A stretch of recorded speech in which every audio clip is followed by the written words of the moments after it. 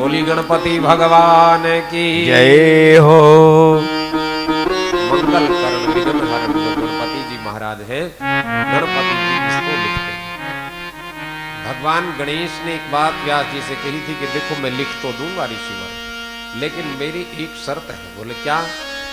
कि जो काम मुझे ये मिलेगा ना, बस इसमें मैं फिर बीच में रुकने वाला नहीं।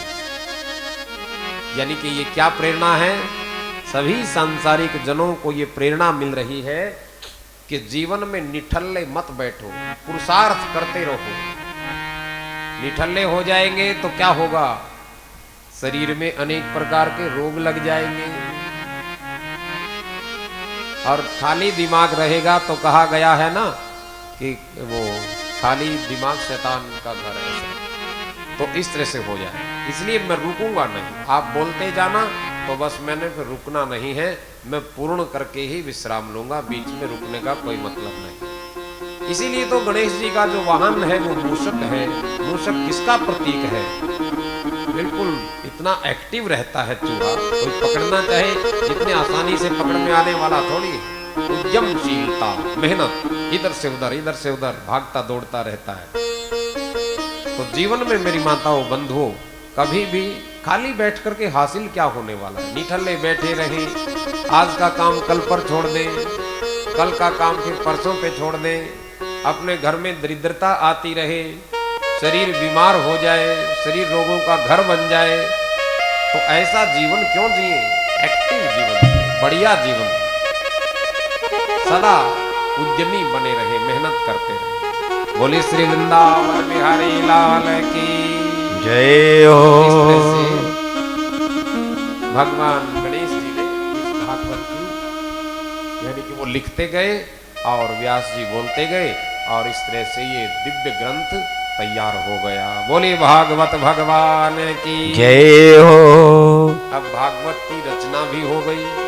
शौनक आदि ऋषि ये प्रश्न पूछते जा रहे हैं, और हम सबको प्रेरणा मिल रही है कि भगवान का ये जो भगवान के नाम से, भगवान के रूप से, भगवान की लीला से जो जोड़ने वाला जो ग्रंथ है, ये दिव्याति दिव्य है, बड़ा ही दिव्य है।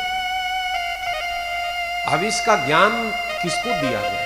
ऐसा कौन योग्य है, ऐसा अधिकारी कौन है जिस अधिकारी को एक बार ये ज्ञान दे दिया जाए, फिर ये ज्ञान जन जन तक प्रचारित प्रसारित हो जाए? प्रेम से कहो श्री राधे। श्री राधे। भाई देखो, ज्ञान की सार्थकता जीवन में कब है?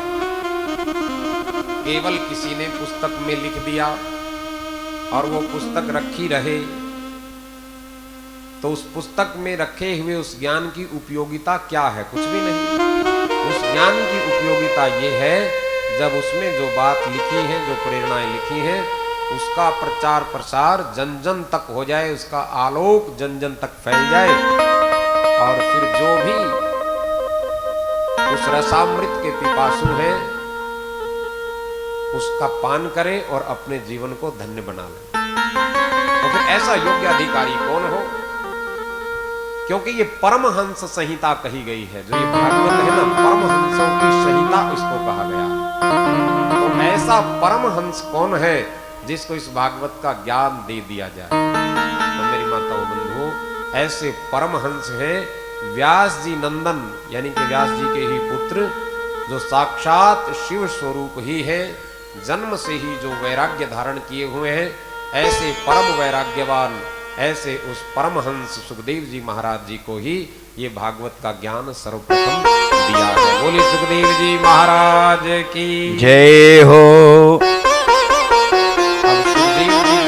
को ये ज्ञान प्राप्त हुआ है, तो वो विकराल वैराग्यवान है, जगत से कोई लेना देना उनको नहीं है। तो ऐसे उस परमहंस को ही ये भागवत जी का ज्ञान प्राप्त। अब शौनक आदि ऋषि पूछने लगे कि महाराज ये तो बड़ी कृपा पूर्वक आपने ये वृतांत आप सुना रहे हो, महाराज हमें ये भी बता दीजिए कि फिर सुखदेव जी ने राजा परीक्षित को इस कथा को कैसे, क्यों, कब और कैसे सुनाया? ये भी हमारी जानने की, सुनने की इच्छा है। भाई सुखदेव जी तो ठहरे वैराग्यवान, इतने परम वैरागी, कि जितना समय गोदोहन में लगता है, यानी कि गाय का दूध निकालने में जितना समय लगता है, उतनी देर तक भी किसी गृहस्थी के यहाँ वो ठहरने वाले नहीं हैं। तो ऐसे उस परमहंस ने राजा परीक्षित पर कैसे कृपा की, जो 7 दिन तक गंगा के तट पर उनको ये ज्ञान का अमृत पिलाया। हमारी ये जानने की इच्छा है। बोली श्री वृंदावन बिहारी लाल की जय हो। तो अब कड़ियों को जोड़ते जा रहे, एक कड़ी दूसरी कड़ी से जुड़ती जा रही है। अब राजा परीक्षित के जन्म की कथा को पहले सुनाया। राजा परीक्षित का जन्म कैसे हुआ और राजा परीक्षित को यह सौभाग्य कैसे प्राप्त हुआ कि वो राजपाट छोड़ करके ऐसे परमहंस संत की शरण में जा गए हैं, उनको ये कैसे सौभाग्य प्राप्त हुआ। नहीं तो घर गृहस्थी में कहां किसी को फुर्सत मिलती है, जीवन ऐसे ही बीत जाता है। हम कल करेंगे, कल देखेंगे, 1 महीने बाद भजन शुरू करेंगे, अगले वर्ष शुरू करेंगे, रिटायरमेंट हो जाएगी अगले साल, तब भजन शुरू करेंगे। ऐसे करते करते जीवन बीत जाता है ना, फुर्सत ही कहां मिलती है। रिटायरमेंट के बाद फिर कुछ और नई जिम्मेदारी आ जाती है। हम गृहस्थ में यही विचार किया करते हैं कि बस बेटे बेटी का विवाह हो जाए, उसके बाद पूरी तरह से भगवान के भजन में, भगवान की कथाओं को श्रवण करने में ही समय हमारा लगेगा। और क्या करना है, बेटे बेटी का विवाह भी हो जाता है, उसके बाद फिर उस गृहस्थ के बंधन में जितने पहले थे उससे ज्यादा और उलझते हुए चले जाते हैं। ऐसे ही होता है ना माताओं, ऐसे ही होता है ना। फिर क्या होता है, फिर भी बाबा जी नहीं बनते हैं। बाबा जी यानी कि भगवान का भजन करें और थोड़ा घर परिवार से वैराग्य धारण करें। फिर सोचते हैं कि कोई बाबा कहने वाला आ जाए, बाबा कहने वाला और हो जाए, फिर हम घर गृहस्थी से थोड़ा मुक्त हो जाएंगे और भगवान की कथाओं को श्रवण करेंगे, भगवान का भजन करेंगे, ध्यान करेंगे। और फिर वो बाबा कहने वाला भी आ जाता है या आ जाती है। फिर मन में एक और इच्छा जाग जाती है कि बस नाना कहने वाला और आ जाए, फिर तो भगवान की कृपा ही हो जाए। प्रेम से कहो श्री राधे श्री राधे। बाबा कहने वाले तो आ गए, नाना कहने वाले की कमी और है। नाना कहने वाला भी आ जाए तो बढ़िया हो जाए। और भगवान की कृपा से फिर नाना कहने वाले भी आ जाते हैं। ठीक, यानी कि ध्यान देना, बाबा कहने वाले भी घर में हो गए, नाना कहने वाले भी हो गए। अब तो बाबा जी बन जाओ, नहीं, बाबा कहने वाला तो कहता है बाबा यानी कि बाबा बन जाओ, और नाना कहने वाला कहता है नाना अभी मत बनो। तो बाबा और नाना इसी उलझन में हम लोग पड़े रहते हैं, समय बीतता चला जाता है। बाबा और नाना कहने वालों के उस उलझन में ही उलझे रह जाते। तो कहां अवसर मिलता है कि ऐसे संतों की सानिध्य में जाकर के, ऐसे संतों की शरण में जाकर के हम भगवान की मंगलमयी कथा को सुने, जिस कथा को सुनने से भगवान के प्रति प्रेम जाग जाए। कथा करती क्या काम है? कथा काम यही करती है कि जो इन कर्णपुत्रों के माध्यम से, श्रवण रंध्र इनके माध्यम से जो कथा को सुना जा रहा है, जिसकी महिमा को सुना जा रहा है, फिर उसके प्रति प्रेम जग जाए। प्रेम जग जाए तो फिर उसकी मोहिनी सी मूरत हृदय में आकर के विराजित हो जाती है। अच्छा, हृदय में आकर के उस माखन चोर की मूरत यदि समाहित हो गई तो क्या होगा फिर? अब देखो, चौराग्रगण्य भगवान को कहा गया है, ध्यान देकर के सुनना। भगवान का एक नाम है चौराग्रगण्य, यानी कि चोरों में भी अग्रणी वो है। चोर क्या करते हैं?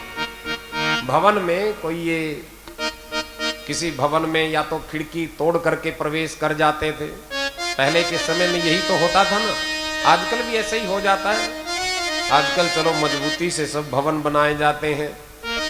तो पहले कोई आला है मान लो, उसमें से ईंटें निकाल करके अंदर प्रवेश कर जाते थे भवन में, या कोई खिड़की है, खिड़की को तोड़ करके चोर डाकू प्रवेश कर जाते थे और घर के भीतर जो भी सामान है, जो भी माल है, जो भी धन इत्यादि है, उसको चुरा करके ले जाते थे। चोर यही काम करते थे क्या आज भी यही करते हैं? आज अलग अलग किस्म की चोरियां आ गई, तो चोर ऐसे ही भवन में प्रवेश करके धन चुरा लेते थे। अब इसको भी रंध्र कहा है, देख ध्यान दे करके सुनना। ये जो कान है, कानों को भी श्रवण रंध्र कहा गया है। तो इन कानों का फिर क्या किया जाए? श्रवण रंध्र अहि भवन समाना, श्रवण रंध्र अहि भवन समाना,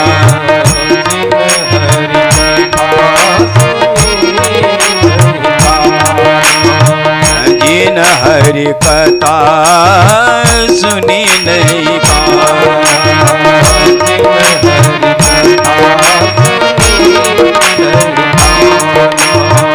जिन हरि कथा सुनी नहीं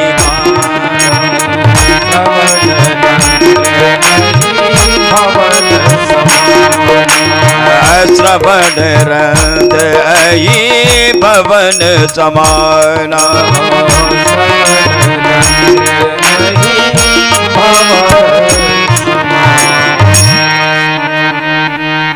जिन हरि कथा सुनी नहीं काना, श्रवण रंध्र अहि भवन समाना।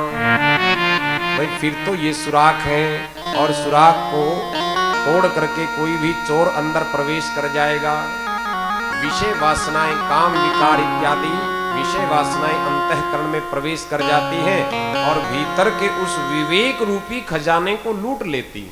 ध्यान देना, जो विवेक रूपी खजाना है, विवेक रूपी जो धन है, उसको फिर ये लूट लेते हैं चोर। फिर क्या किया जाए? इन कानों से यदि भगवान की कथा को सुन लिया जाए, भगवान की कथा को, मंगलमयी कथा को यदि सुन लिया जाए, तो फिर वो इन कर्णपुत्रों के माध्यम से, जिसको चौराग्रगण्य कहते हैं, वो भी चोर अंदर प्रवेश तो कर जाते हैं, लेकिन वो क्या करते हैं? फिर अंदर जाकर के वो चित्त को चुरा लेते हैं, चित्त को चुरा लेते हैं। और भगवान यदि चित्त को चुरा लें तो क्या होगा? भगवान जब चित्त रूपी वित्त को चुरा लेते हैं, वित्त कहते हैं धन को, यदि भगवान ने हमारे चित्त रूपी वित्त को चुरा लिया, तो फिर उसमें कोई और विकार प्रवेश नहीं करते, मेरे गोविंद ही उसमें प्रवेश करते। बोली श्री वृंदावन बिहारी लाल की जय हो। तो इसलिए इन कानों के माध्यम से भगवान की कथा को सुन करके भगवान के प्रति प्रेम, भगवान के प्रति अनुराग, और उस चौराग्रगण्य को अपने भीतर आने दें। भीतर आएगा तो हमारा नुकसान नहीं होगा। जैसे चोर धन को चुरा करके ले जाते हैं और घर के मालिक दुखी हो जाते हैं, वैसे ही जब ये प्रभु हमारे चित्त में आ जाएंगे तो फिर दुख नहीं मेरी माताओं, फिर आनंद ही आनंद का अनुभव होगा। मेरे गोविंद यदि हृदय में समा जाए। कुछ की समझ में आ जाता है वो तो ताली बजा देते हैं, और कुछ की समझ में नहीं आता कि ये क्या बात हो रही है, इसलिए भाव के साथ सभी ताली बजा दो। अब देखो, जो कथा के भावुक जन हैं, जो कथा के रसिक जन हैं, उनको तो इन प्रसंगों का पता है, महत्व जानते हैं, और जो नहीं जानते चलो वो भी जान जाएंगे।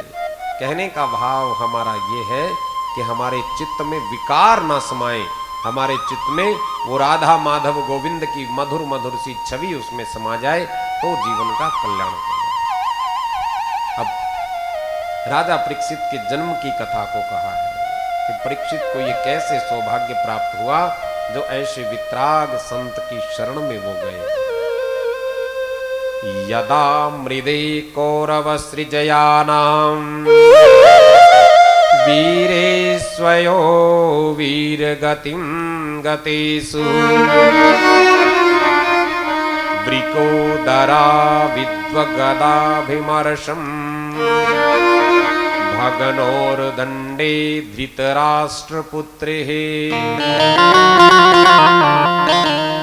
देखिए, महाभारत का युद्ध जो चल रहा था, तो महाभारत का युद्ध समाप्त होने को जब हो रहा है, यानी कि वो समय बीत गया, उस युद्ध में बड़े बड़े योद्धा वीर गति को प्राप्त हो गए। तो युद्ध की समाप्ति पर जब भीमसेन की गदा से दुर्योधन की जंघा टूट गई, भीमसेन की गदा से दुर्योधन की जंघा टूटी थी ना, तो उस समय अपने स्वामी दुर्योधन को प्रसन्न करने के लिए अश्वत्थामा ने बड़ी ही एक घिनौनी चाल चली है। बड़ी ही घिनौनी चाल चली उस समय। द्रौपदी के सोए हुए 5 पुत्रों को पांडव समझ करके, यानी कि 5 पांडव समझ करके उस दुष्ट अश्वत्थामा ने, देखो अश्वत्थामा वैसे है तो द्रोणाचार्य का पुत्र, द्रोणाचार्य जी गुरु हैं, ब्राह्मण हैं, ऋषि हैं, और ब्राह्मण पुत्र होते हुए भी अश्वत्थामा ने बड़ी ही घिनौनी ये आज चाल चली। द्रौपदी के 5 पुत्र सोए हुए थे और उन 5 पुत्रों को अश्वत्थामा ने मार दिया। अब देखो किसी माँ के 5-5 पुत्र उसके सामने मृतक पड़े हों तो माँ के दुख का कोई ठिकाना नहीं रहेगा। माता शिशूनाम निघनम सुतानाम निशम्य घोरम परितश्यमानः ददारुद्वास कलाकुलाक्षी ताम सांत्वनाहं किरीटमालिः। द्रौपदी विलाप करने लगी, उसके दुख का कोई ठिकाना नहीं रहा। ऐसा दारुण दुख उसके जीवन में आया कि उसके 5-5 पुत्र समाप्त हो गए। अर्जुन ने द्रौपदी को सांत्वना दी कि हे देवी, मैं अर्जुन ये प्रतिज्ञा करता हूं कि जिसने भी तुम्हारे पुत्रों की हत्या की है उसे मैं अवश्य ही मृत्यु दंड दूंगा। तो अर्जुन देखने गया उसको, अश्वत्थामा को, और अश्वत्थामा को आता हुआ देखकर अश्वत्थामा साक्षात वो अर्जुन को अपनी ओर आता हुआ देखकर अश्वत्थामा भयभीत हो गया। साक्षात काल के रूप में देखा अश्वत्थामा ने कि अर्जुन साक्षात काल के रूप में मेरे सामने आ रहा है। तो उसने ब्रह्मास्त्र चला दिया, ब्रह्मास्त्र का संधान किया। भगवान श्री कृष्ण ने अर्जुन से कहा कि तुम भी ब्रह्मास्त्र चलाओ। अर्जुन ने भी ब्रह्मास्त्र चला दिया।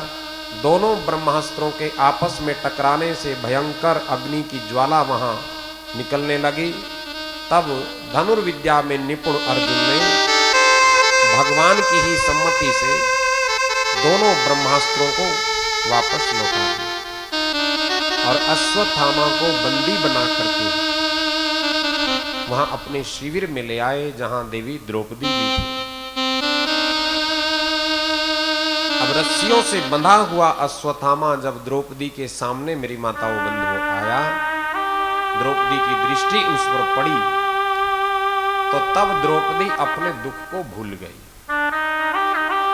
जो दुख उसके जीवन में था, यानी कि 5-5 पुत्र चले जाने का जो दुख द्रौपदी के जीवन में है, लेकिन जब उसने देखा कि मेरे सामने गुरु द्रोण पुत्र अश्वत्थामा रस्सियों में इस तरह से बंधा हुआ है, जकड़ा हुआ है, तो तब वो अपने दुख को भूल गई। तब उसके दुख याद आया अपनी गुरु माता का। ध्यान देना, देखो कैसी करुणा है। व्यक्ति केवल प्रतिशोध की ज्वाला में धधकता रहता है, बदले की ज्वाला में धधकता रहता है, छोटी छोटी बात पर बदला लेना चाहता है। धन्य है देवी द्रौपदी, वो इस समय अपने दुख को भूल गई। अपने दुख से भी बढ़ा अपनी गुरु माता के दुख को समझा कि जैसे मैं पुत्रों के वियोग में आज विलाप कर रही हूं, ऐसे ही हमारी गुरु माता भी अपने इकलौते पुत्र के वियोग में रोएगी, तड़पेगी। और मैं नहीं चाहती कि हमारे कारण किसी अबला को इस प्रकार का दुख प्राप्त हो। यदि हर किसी के मन में ये भाव आ जाए तो दुनिया में कोई किसी से द्वेष ना करे, कोई प्रतिशोध की, कोई बदले की भावना रहे ही ना, सब जगह शांति स्थापित हो जाए। धन्य है देवी द्रौपदी का ये कारुणिक भाव इस समय जो उसके मन में और अर्जुन से कहने लगी कि हे वीर, रस्सियों से बंधे हुए इस गुरु पुत्र को, द्रोण पुत्र को मुक्त कर दो। मुच्यता मुच्यता मेषः ब्राह्मणो नितराम गुरु। हे अर्जुन, इसे छोड़ दीजिए, छोड़ दीजिए, क्योंकि ब्राह्मण नित्राम गुरह भवति गुरु भवति। ब्राह्मण सर्वदा पूज्य होता है। ब्राह्मण चाहे पतित भी हो जाए तो भी उसका वध नहीं किया जाता, इसलिए इस ब्राह्मण देव को छोड़ दो। सरहस्यो धनुर्वेदः, ये उसी गुरु का पुत्र है जिस गुरु के संरक्षण में रह करके आपने धनुर्विद्या को प्राप्त किया है। वही साक्षात द्रोण ही गुरु पुत्र में हमारे सामने प्रकट हो रहे हैं, तो आप इस गुरु पुत्र को छोड़ दीजिए। बड़ा यहां ऐसा दृश्य उत्पन्न हुआ कि बालकों के हत्यारे को देवी द्रौपदी ये कह रही है कि इसको छोड़ दो, इसको दंड मत दो, इसको इस तरह से रस्सियों से मत बांधो, इसको मुक्त कर दो, इसको जाने दो। मुझे दुख मिल गया कोई बात नहीं, लेकिन हमारी गुरु माता को दुख नहीं मिलना चाहिए। अब भगवान कृष्ण भी वहां हैं। भगवान कृष्ण की ओर अर्जुन ने जब देखा, भीम और अर्जुन दोनों के दोनों प्रतिशोध की ज्वाला में धधक रहे हैं कि बस अभी भगवान का आदेश हो और हम इस अश्वत्थामा को सबक सिखाएं।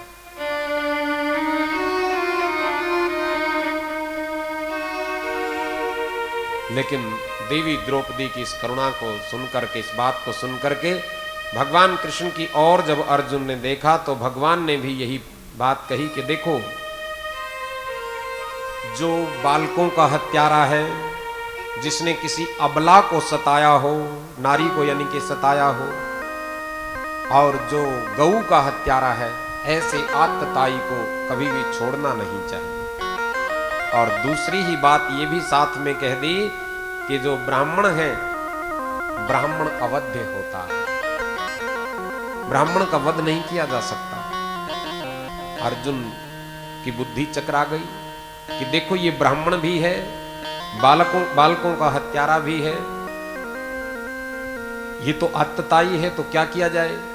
अब भगवान की ही प्रेरणा को अर्जुन समझ गए कि ये ब्राह्मण है, लेकिन ब्राह्मण अपने ज्ञान के कारण पूज्य है। अब इसका ज्ञान ही समाप्त हो जाए, इसकी मणि ही निकल जाए, मस्तिष्क में इसकी जो मणि है, इसकी मणिहीन इसको कर दिया जाए, सभा से अपमानित करके निकाल देना, मणिहीन कर देना, शिखा छेदन कर देना, यानी कि बाल काट देना, यही ब्राह्मण की हत्या है। प्रेम से कहो श्री राधे। यही ब्राह्मण की हत्या है। ब्राह्मण किसी सभा में अपमानित हो जाए तो वो हत्या ही है एक तरह से उसकी, और यदि ब्राह्मण का शिखा छेदन हो जाए तो वो भी उसकी हत्या ही है। तो मेरी माताओं बंधुओं, अर्जुन ने उस अश्वत्थामा के मस्तिष्क की मणि निकाल दी, यानी कि शिखा छेदन उसका कर दिया, उसके बाल काट दिए और अपमानित करके उस सभा से उसको निकाल दिया।